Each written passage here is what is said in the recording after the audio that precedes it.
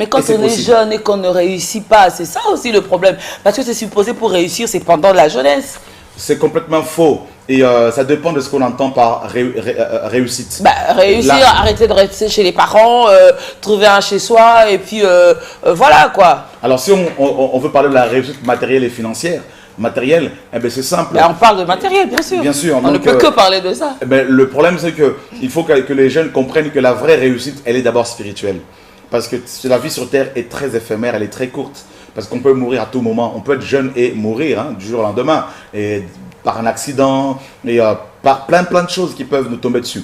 Alors, il faut que les jeunes comprennent que la vraie réussite, elle est d'abord spirituelle. Et dans Matthieu chapitre 6, verset 33, le Seigneur disait, cherchez premièrement le royaume et la justice de Dieu. Et le reste des choses vous seront données par-dessus. Donc, les jeunes qui veulent réussir matériellement, financièrement, tout ça, moi, je les conseillerais de chercher d'abord Dieu.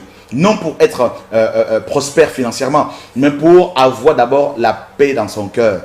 Pour avoir la paix, la quiétude, l'amour, la joie. Et Dieu leur donnera le reste s'ils le souhaitent. Donc s'ils veulent véritablement quitter leur famille, ils doivent aussi, faire une formation ou aller à l'école pour ceux qui le souhaitent. Ou faire une formation professionnelle. Il y en a qui diront, mes frères, Chora, on a fait une formation professionnelle, on a été à l'école, on a des diplômes, mais on reste dans le chômage. Oui. Alors je leur dirais, ne volez pas pour pouvoir manger. Battez-vous dans les démarches ici et là. Priez en même temps. Il est dit dans Matthieu 7, demandez et l'on vous donnera. Frappez et l'on vous ouvrira. Cherchez et vous trouverez. Eh bien, continuez à chercher le Seigneur.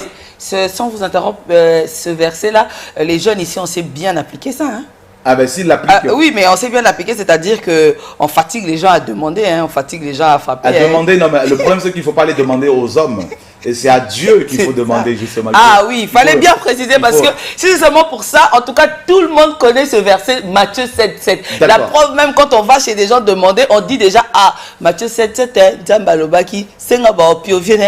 n'est-ce pas bien. Donc là, c'est abusé, même on connaît trop bien ça, on maîtrise ça. Oui, effectivement. Donc, en fait, c'est pas forcément auprès des hommes, c'est pas auprès des hommes. Parce voilà. L'homme peut te donner aujourd'hui, demain, il peut te délaisser. Oui. Donc, il faut plutôt demander au Seigneur. Et Dieu nous donnera en fonction des besoins que nous avons, nous. Et souvent, nous ignorons nos propres besoins. Oui. Et dans Matthieu 6, le Seigneur disait que le Père Céleste nous donne notre pain quotidien.